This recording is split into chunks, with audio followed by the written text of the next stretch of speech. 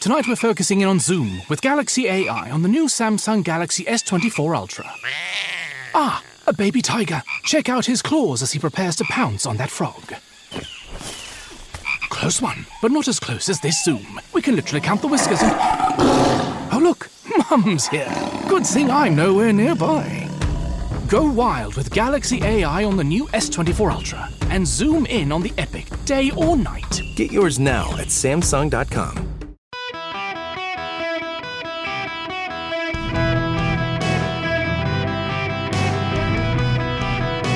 Welcome to the Eric Erickson Show podcast, Hour 3. Hello there, it is Eric Erickson here across the nation. Glad to have you with me. If you want to join the program today, you're more than welcome to.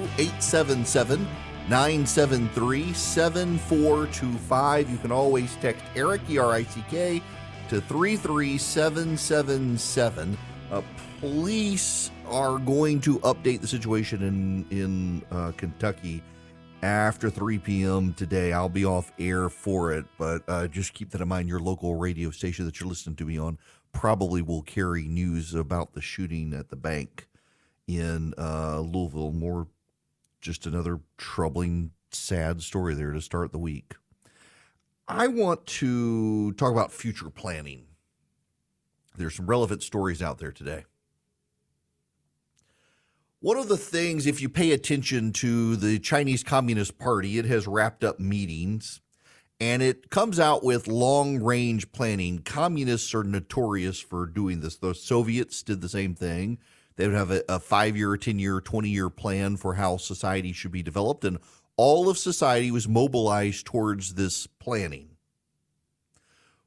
So, side note here, when I was a lawyer, we had a partner at our law firm who was very big into future planning, that I should have a 1 year, a 3 year, a 5 year, and a 10-year plan for what my law practice would look like. And the purpose was to try to get me focused on how I wanted to grow strategically long term, that in the next year, I should be working on this core set of skills that would within 3 years be able to manifest a practice in such way that within 5 years would be providing me and my partners a stream of income that within 10 years would position me as some dominant force in the area of law I wanted to practice or some such. I never did it. Never did it. I didn't think it was realistic, didn't think I was practical, and frankly, my life has been a series of either you can say providence or luck, things that have happened that have pushed me in various directions. And I have been very blessed. I never expected to be in talk radio. Had it not been for a local radio show host getting arrested in a crack house in Middle Georgia, I never would have been in talk radio. Had a guy who then came in and taken the spot that I was filling in for free on, had not been fired or I guess pushed out at WSB in Atlanta, I would have never even been in contention there when Herman Cain decided to run for president. All these little things along the way fell into place. And it was completely by preference. I do not like to do long-range planning. To some degree, you have to. And now that I'm in radio and wanting to grow the show and pick up more stations around the country and stuff, every once in a while you have to stop and plan and say, okay, we have this revenue. What are we going to do with the revenue? We have to plan. There is some responsibility there, but not this whole life plan thing. The life plan strikes me as an absurd thing. You don't know what's going to happen tomorrow. The idea that you're going to plan your life so that in 10 years it's going to be X, Y, or Z strikes me as absurd. I know people who do it. I know people who've been successful at it. I know people who have been deeply fallen into despair and depression because they can't do it. I try to caution my daughter on this. My 17-year-old, God bless her, I love her. She's brilliant. She's a brilliant artist. She's very good at math. She wants to go to Georgia Tech. She wants to be an engineer. She has her life planned out. She wants to be in charge of a division of a company by this. She wants to make this amount of money. She wants to live here. And I'm just like, Evelyn, let life lead you a little bit. Let God lead you. Be surprised and delighted. Expect not to meet all of these goals and expect that God's going to put you where he wants you. And I think my wife and I have largely gotten this through to her. So my kid, I can't, every parent is proud of their child. I am deeply proud of my child's art skills. She has been in 12th grade art since she was in 9th grade. That they're trying to figure out how to do an AP art class or an advanced art class at her school, primarily just for her and one other girl because they're such good artists. She's been an award-winning artist. And since she was little, she wanted to go to the Savannah College of Art and Design, SCAD. And now that she's gotten older, she's good at math. She realizes as an artist, she probably couldn't make as much money as if she was an engineer. And also, I'm her dad, and being in an art school with a bunch of raging leftists would probably not be a wise thing. And I get that, but she's a brilliant artist. Now she wants to, my mom asked her what she wanted to do with her art skills if she became a rocket engineer, which is what she wants. And she said she would artistically paint middle fingers on the rockets we fire at China. That was her response. God bless her. But I try to tell her don't do these like 10, 20-year plans. The left loves 10, 20, 30-year plans. They love moving society.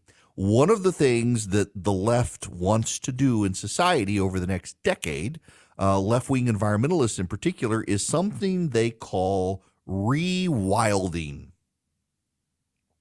Rewilding is the idea to allow plots of land to return to their wild state.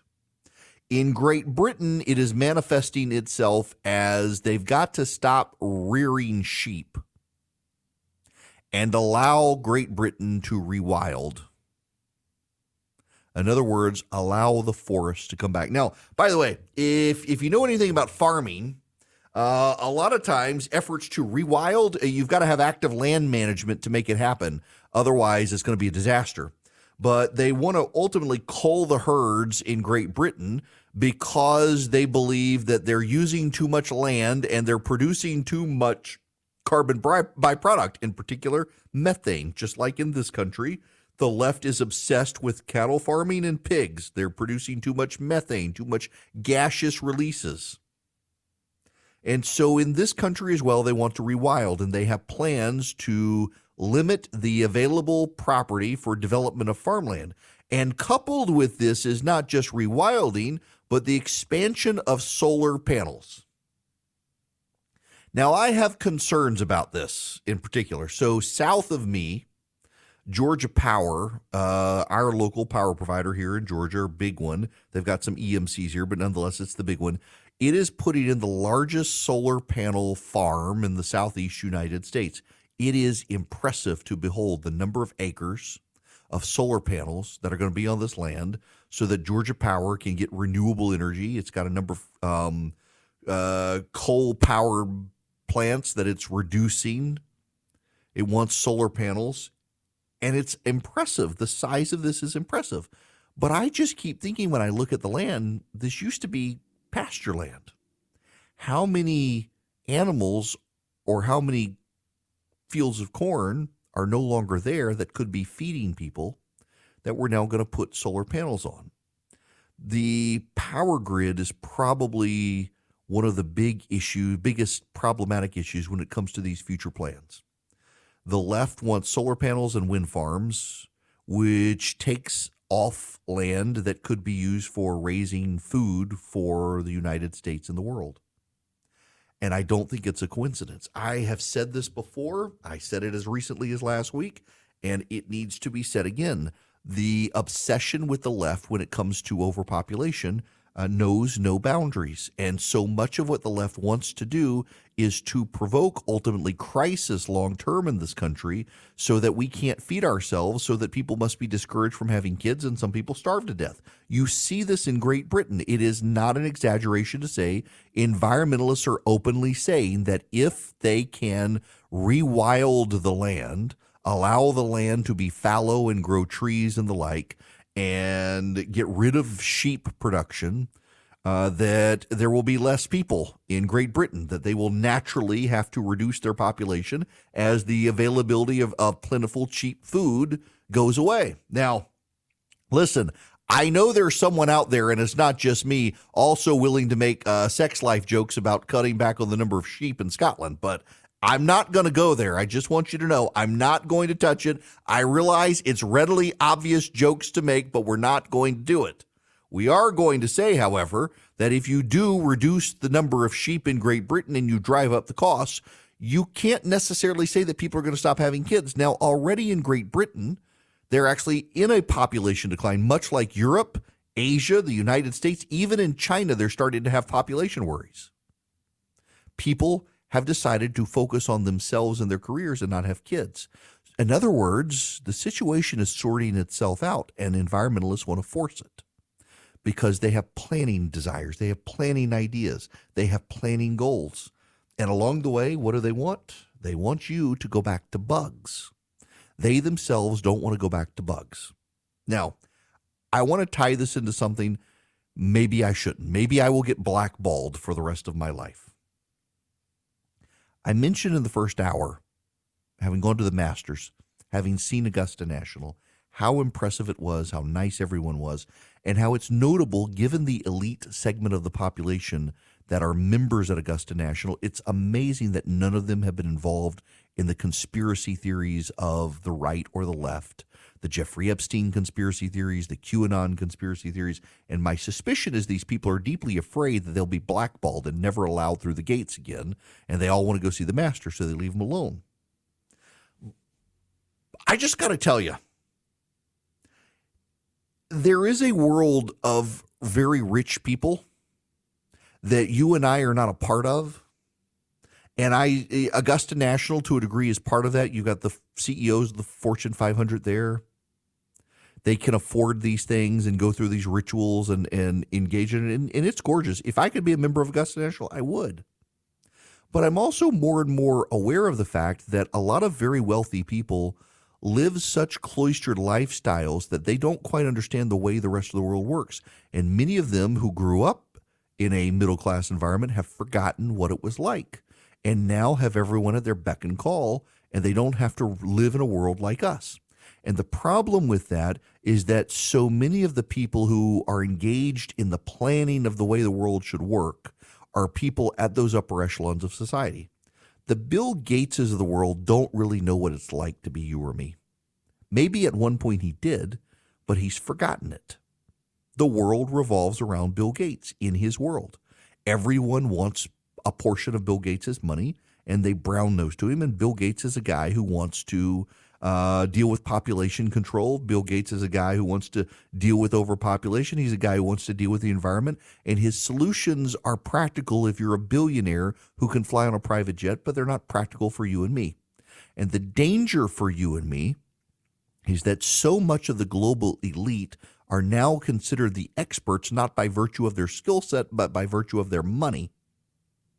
And they shape population control policies, and they shape global public health policies and others by virtue of their lived experience, which is an experience different from 99.9% of the population. And unless you and I stand up against it, it's going to be implemented because our politicians get money from these people and so are beholden to these people. And you and I actually have a greater power than these rich guys. We have the power of a vote. We get a vote and they get a vote, and their vote is one and our vote is plenty. And I think one of the reasons we're seeing populist upheavals in the world today is because of that. Take the Netherlands. The Netherlands, the global elite and the policymakers decided the Netherlands needed to cull their farming because of pollution, because of methane released from cows and the like, and they've begun doing that. And what has the population done in the Netherlands now? They have swung the far-right populist movement into power in the Netherlands as a rebuke to the progressive elite who have been planning. Your vote still matters. You have to use your vote responsibly. Very often, your first preference can't get elected because he can't get the whole vote. But there are other people who agree to degrees with that person who might be able to advance you in the right direction, not as extreme as that person, but still in that direction if you use your vote wisely. I've got a guy in my Substack who constantly complains about the one world order. I get calls to this program about the one world order. I've been hearing about the one world order since I was a kid, and the one world order still has never really fully reared its head because voters don't particularly care for the one world order. Your vote matters. You just have to actually exercise it with reasonable, responsible candidates who don't alienate people so you can build a coalition. And if you do, rewilding will still be a thing the left is continuing to complain about 50 years from now because their inevitable planning that they can't do in a democracy constantly fails. You've just got to stand up and vote. And that's so much more powerful ultimately than the check writers can even imagine. Yes, please, and you can call in 877-973-7425. Paul, you're going to be up next on the Eric Erickson Show. Welcome. Hey, Eric, how are you? Good, how are you? Good. I just want to call in sort of you said about how ridiculous the charges of anyone talking about George Soros being anti-Semitic. And I say that because you'd have to say Soros is anti-Semitic himself to everything that everyone's saying. I don't know if you read the Wall Street Journal article he wrote. Did you read that? Which one? He's written a couple of them. The recent one? He wrote the one why support reform prosecutors. Oh, yeah. I mean, how can this be any kind of conspiracy when the man himself admits to everything? Yeah, listen, it's clearly a left-wing talking point that's out there. For those of you who haven't heard this, if you've been under a rock somewhere, if you bring up George Soros at all funding left-wing prosecutors around the country, you're accused of anti-Semitism. That talking about George Soros, I mean, he's like Voldemort. You're not allowed to, he who must not be named, or you're accused of anti-Semitism when it comes to Soros. And he's funded so many left-wing groups, and clearly word has gotten out among them. If you bring up George Soros and say he has funded any of these left-wing prosecutorial groups or left-wing prosecutors directly, you're accused of anti-Semitism. Soros, in fact, has funded a number of these groups who then fund left-wing prosecutors, including Alvin Bragg in New York City. What is it? I forget the name of the organization now, but Soros gave them, is it Color of Change? Gave them $1 million, and then they committed to spend $1 million to help Alvin Bragg. They wound up only spending $400,000 to help him, but they committed after Soros gave them money to spend the same amount of money Soros gave them. Not a coincidence. He's done this around the country. He's done it in Philadelphia. He's done it in Los Angeles. He's done it in parts of Georgia. These left-wing prosecutors, they come in, they get elected, they outspin the rivals who are caught flat-footed. There's got to be a conservative response, and I suspect conservative donors are going to stand up. The crime wave that's out there will help, I suspect, make the case for more conservative law enforcement types getting elected. But yes, it is an absolute fact George Soros planned and funded these left-wing prosecutors to help them get elected, who campaigned on being soft on crime, rethinking how we prosecute crime, allowing people out of prison, not seeking bail. And it has provoked a crime wave. But Soros is one of those people like I've been talking about. He lives at such an elite level. George Soros is never going to be bothered by the drug addict who's breaking into your house at night who should be in jail. He's never going to be bothered by this stuff. You have to deal with the societal fallout that Soros has sponsored, and then when you point it out, be called an anti-Semite for pointing it out. Something happened at the end of last week, and this gets to my point at the beginning of the program today, where the political press in the country has played a role in the escalation of partisan drama in the country. Republicans know they're never going to get any sort of credit for doing something, so they might as well lock down and play to their base, even to the extremes of the base, because why bother doing anything else? I mean, the media is going to attack them. Even the Biden administration knows this. I want to play for you a clip from ABC News, one of their White House reporters. The White House now concedes that they should have acted sooner, but this long-awaited report does not explicitly say that mistakes were made. And when I've asked repeatedly, the White House won't say if the president has any regrets now, just that lessons were learned. And they are putting much of the blame for this withdrawal on the Trump administration. Yes, talking about Afghanistan. the Biden administration is blaming the Trump administration for Biden's withdrawal from Afghanistan, which Joe Biden said was a responsible, good withdrawal. He has no complaints or criticisms of the withdrawal. He thought it was flawless. His words, flawless. But now they're blaming the Trump administration. They know they can get away with it because they know the press corps will go out of their way to blame the Trump administration. This happens time and time again, where it is the right that gets blamed and the left that gets the credit, or the left that gets to be the victim because of right-wing bullies. It is predictable every time it happens. It just, I'm kind of used to, at this point, the media being in the tank for the left. But the way the American press corps, after those children were murdered in Nashville, Tennessee, turned this on its head, that it was the Christian community that was shot up was somehow to blame, was just stomach churning. And it continues to be. Now, I wanted to actually, and I'll get there for a minute, but I got to just tell you, I have been, I've seen a couple of comments on Twitter, but then I've got about a dozen emails from the last half hour. And what is crazy to me is how fired up people are about solar panels. And I want to make this real clear to you. If I had a home that did not have the trees around it that I do, I would be one of those people who put solar panels on my house, in part because, well, I also want to get a generator for my house to keep the power going when the power goes out. But I don't have a problem per se with solar panels. If you want to put them on your roof, go for it. And if you've got land that is unproductive land, but you might put some solar panels on them, go for it. But I just see the problem that, let's just talk about the Southeast United States. Power companies are under extraordinary pressure from regulatory entities to increase their renewable energy supply. Buying some farmland from struggling farmers and putting solar panels on the farmland is kind of a no-brainer when you've got to deal with the regulators who are demanding you do it. What the regulators don't seem to care about, what they don't see, what they don't pay attention to, though, is what's actually happening. What was that land being used for? Cows? Pigs? Chickens? Sheep? Corn? Peanuts? Food? You put solar panels on the farmland, you're not growing crops underneath the solar panels. You're probably not even letting the cows graze. So you've taken productive farmland out of commission to put solar panels on.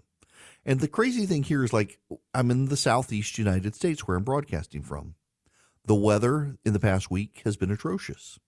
Today it is partly cloudy. It's overcast slightly, but the solar panels will work. But yes, the day before yesterday, the day before that, the day before that, the day before that, there's no way those solar panels were producing any sort of energy. Meanwhile, if you had corn on it, the corn would be growing. We're making trade-offs that regulators are demanding we make for power companies to stay in good graces. We're not building nuclear plants, although Georgia Power, which putting solar panels out, they're also building nuclear power, and they're starting to have active reactors, which is great. They're finally producing power. But around the country, they're kind of anomalous when it comes to nuclear power. We are jeopardizing our future ability to generate food in order to generate renewable energy that doesn't actually handle baseload power. So what's baseload power? You hear this term a lot, baseload power. So baseload power is the power that you can flip a switch and get that power. A nuclear reactor, a coal-burning power plant, a hydroelectric dam. You can get power 24/7, 365, barring some circumstances, and that is your base level power that you can always have. Your wind power doesn't work when the wind's not blowing. Your solar power doesn't work when the sun's not shining. So for about 12 hours a day, you're not getting solar power because it's not getting the power off of the moon reflected back to it and converting that. It's just not working. Your solar power's not working. Your wind power's not working when the wind's not blowing. I'm looking outside my window right now. There is a flag. About an hour ago, the flag was blowing pretty steadily. Now it's perfectly still and down. There's no wind blowing. Therefore, a windmill wouldn't turn. Therefore, it's not producing power. This obsession with renewables from solar and wind and offloading base load power to renewables, we saw what happened in Texas. We've seen California. This is not an acceptable long-term solution in this country. Let me shift gears and go back to this story that was in the New York Times about the Bitcoin manufacturing. Let me read you one of these statistics. There are 34 Bitcoin mine operations that the New York Times has identified using at least 30,000 times as much power as the average U.S. home. 34 operations. They're in Washington State, Montana, 3 in North Dakota, 1 in Nebraska, 1, 2, 3, 4, 5, 6, 7, 8, 9, 10 in Texas, 1, 2, 3, 4 in Georgia, 1 in North Carolina, 1 in Tennessee, 1 in South Carolina, 1 in Kentucky, 1 in Indiana, 1 in Illinois, 2 in Ohio, 2 in Pennsylvania, 4 in New York. Let me put this in perspective. They use the same amount of electricity. These 34 Bitmine operations use the same electricity as the 3 million households that surround them. That is a heck of a lot of power. In Texas, they had to shut down during the cold snap that took out all the power in 2021. And these Bitcoin mines got paid $18 million to keep their power turned off by the power company. Part of that power outage came because in Texas, they didn't expand baseload power. They just expanded renewables, particularly subsidized renewables, solar and wind. Had a bunch of billionaires with a bunch of land who wanted wind power because it was subsidized. They put the wind power on. When that cold snap came through, a lot of those windmills froze. They didn't use windmills that had built-in heaters for when it was super cold. They froze and they couldn't spin. And then also, the wind wasn't blowing in some parts of Texas, and it caused a massive power outage. We're going to see more of this around the country if we can't wrap our minds around particularly expanding nuclear power. It's absurd. By the way, there's another problem coming in this country. You know what happened when people left the office in 2020 in lockdown? They realized they could work from home and be as productive in some cases. We have an economic calamity heading our way, not just a power grid calamity. A $1.5 trillion wall of debt. This is from Bloomberg News. About $1.5 trillion of U.S. commercial real estate debt comes due for repayment before the end of 2025. The big question facing those borrowers is who's going to lend to them. Refinancing risks are front and center for owners of properties, from office buildings to stores and warehouses. Morgan Stanley analysts, including James Egan, wrote in a note this past week, the maturity wall here is front-loaded, so are the associated risks. The investment bank estimates office and retail property valuations could fall as much as 40%. Adding to the headache, small and regional banks, the biggest source of credit to the industry last year, have been rocked by deposit outflows after the demise of Silicon Valley Bank, raising concerns. The wall of debt is set to get worse before it gets better. Maturities climb for the coming 4 years, peaking at $550 billion in 2027. Banks also own more than half of the agency commercial mortgage-backed securities, bonds supported by property loans and issued by the U.S. government-sponsored entities like Fannie Mae. Now, what does all this mean? Well, here's a problem. A lot of people left the office and never went back. You don't hear a lot about WeWork anymore, do you? Or some of the other groups out there. There are still those shared office spaces in the country, but a lot of people took up residence at the local coffee shop or out of their house. They got better Wi-Fi. They got better, faster internet. They're not going back to offices. So there are a whole lot of offices in this country that are largely empty right now because the workers decided not to go back to work and the businesses decided to let them do it. So they're downsizing. Businesses are moving out of big high rises to smaller facilities, allowing people to work remotely which begs the question of what do you do with the empty office space? And how do you pay the rent? And how do you pay the mortgage? How do you generate revenue? And a lot of these companies can't think in a grand enough scale how to undo the damage of remote work. So there are companies out there that are making workers come back. Apple has their big office park, and they're making workers come back at least 3 days a week. You got to work on site now. Google, however, is winding down expansion in places, including, I think, Atlanta, Georgia, where it was building a facility, in part because of the economic downturn. They've started laying people off, but also they're struggling to get their employees to come back to work. Maybe that'll help with the power grid situation, except you drive through these places at night and you see all the empty office space all lit up as if saying, hey, rent me, but who wants to rent it? You got power problems. You got banking problems.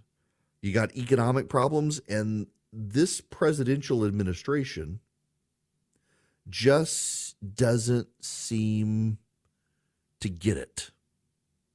They don't seem to understand the financial problems that we have coming, the financial headwinds we have coming. They don't seem to understand the problems we are getting in this country with the power grid and the swapping of farmland for power land, let alone hackers coming in and disrupting the power grid altogether.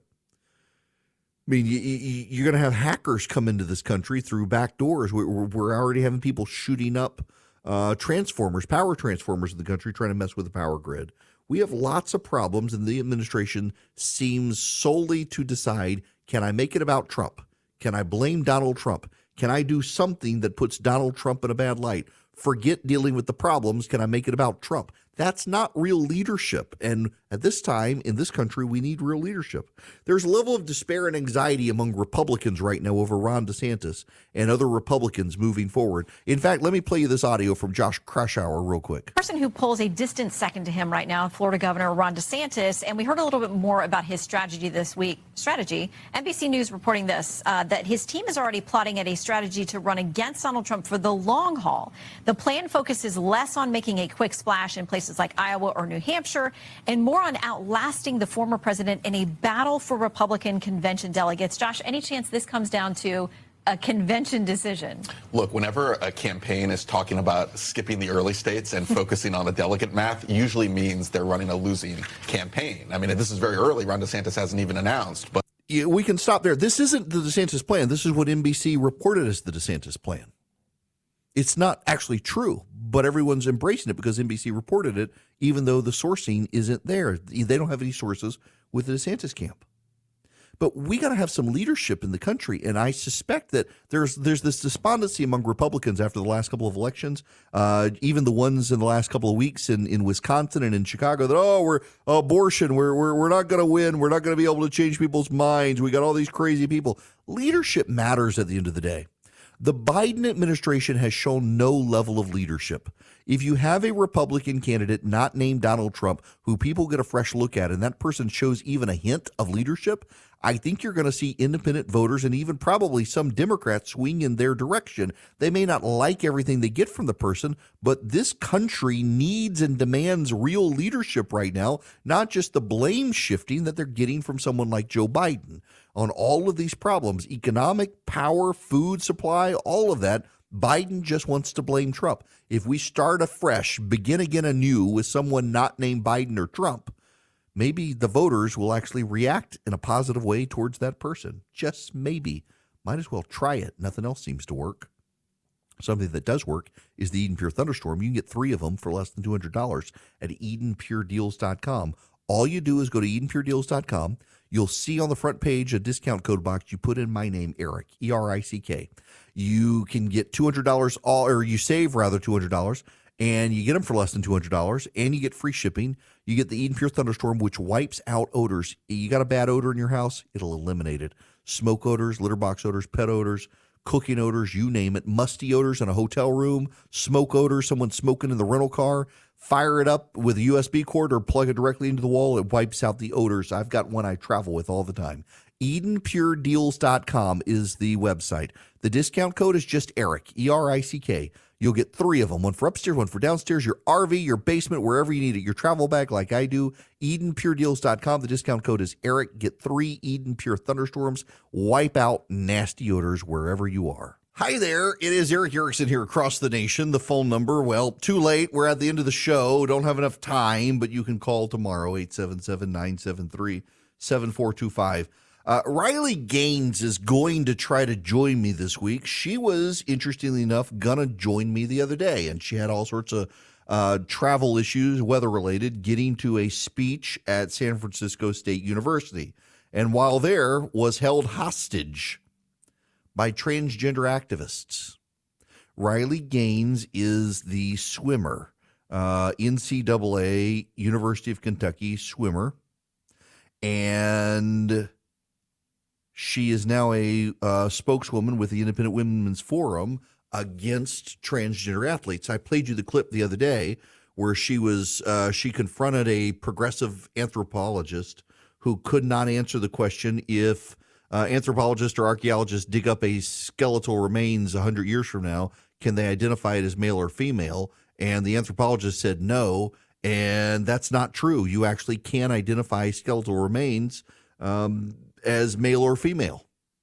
Riley Gaines pointed that out, and the woke anthropologist, who turns out not to actually be a field anthropologist, a theoretical queer theory feminist anthropologist, whatever that is, couldn't get it right. And trans activists are harassing her, held her hostage in University of San Francisco. She's threatening a lawsuit against them, as she should.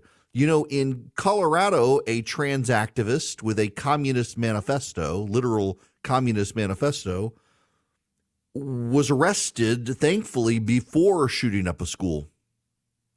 We still don't have the manifesto of the shooter in Nashville. What are they protecting this shooter from? Does make you wonder. The world seems to be coming unglued. Y'all, just a word here at the end. The world really does seem like it's coming unglued. It seems like everybody's losing their mind. Even people on your own side seem to be unhinged these days and angry. There are things to be angry about, but overall, you know, we're still in the best country.